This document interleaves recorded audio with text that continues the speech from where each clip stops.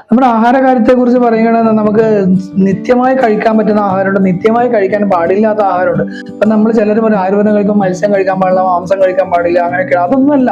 കാരണം ആയുർവേദം ദഹന പ്രക്രിയനെ കറക്റ്റ് ചെയ്യുക എന്നുള്ള ആദ്യത്തെ ലക്ഷ്യം പൂർത്തീകരിക്കുന്നതിന് വേണ്ടിയാണ് ഈ രീതിയിലുള്ള ചിട്ടക്രമം പറയുന്നത്.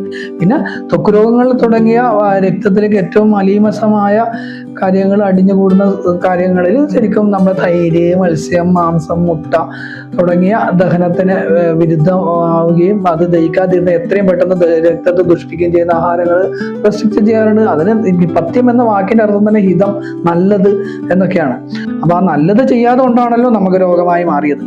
അതുകൊണ്ട് തന്നെ നമ്മൾ ഈ കാര്യങ്ങളിൽ ആഹാരത്തിന്റെ കാര്യത്തിൽ വളരെ ശ്രദ്ധ പാലിക്കണം. ഞാൻ നേരത്തെ പറഞ്ഞ ഷഡ്രസങ്ങളുടെ കുറിച്ചുള്ള ശ്രദ്ധ പാലിക്കണം. അതുപോലെ ആഹാരങ്ങൾ മിക്സ് ചെയ്യുന്ന, പലപ്പോഴും തൈര് ചൂടാക്കി കഴിക്കുക, രാത്രി കഴിക്കുക, നിത്യം കഴിക്കുക, ഇതൊക്കെ ശരിക്കും വിരുദ്ധമായ കാര്യങ്ങളാണ്. തൈര് മത്സ്യമാംസാദികളുടെ കൂടെ കഴിക്കുക. അതേസമയം മോര് കഴിക്കുന്നതിന് പ്രശ്നമില്ല. തൈരും മോരും രണ്ട് എക്സ്ട്രീമിറ്റീസ് ആണ്. പലർക്കും തൈര് എന്താണ് മോരെന്താണ് എന്ന് അറിയത്തില്ല.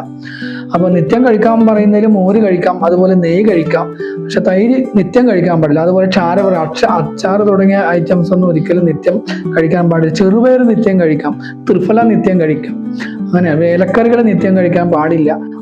അങ്ങനെയാണ് അതിന്റെ അർത്ഥം. അപ്പം മത്സ്യ മാംസാദികളാണോ ഉണക്കിയ മാംസാദികളൊന്നും നിത്യം കഴിക്കാൻ പാടില്ല എന്ന് പറയുന്ന അർത്ഥം കഴിക്കാം എന്ന് തന്നെയാണ്.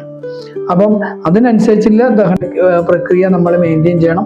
അതിനനുസരിച്ചുള്ള വ്യായാമശീലങ്ങൾ മെയിൻറ്റെയിൻ ചെയ്യണം. അതിനനുസരിച്ചുള്ള ഉറക്കം, കാരണം ഉറക്കം നമ്മുടെ ദഹനവുമായി നേരിട്ട് ബന്ധമുള്ള ഒരു കാര്യമാണ്. കൃത്യമായി ഉറക്കം ഇല്ലാത്തിടത്തോളം കാലം നമ്മുടെ ദഹന പ്രക്രിയ പ്രവർത്തിക്കില്ല. ആഹാരം വയറ്റിൽ കിടന്ന് അസിഡിഫിക്കേഷൻ നടന്ന് അവർക്ക് പലപ്പോഴും വയറെപ്പോഴും നിറഞ്ഞിരിക്കുന്ന ഒരു അവസ്ഥ ഉണ്ടാകും.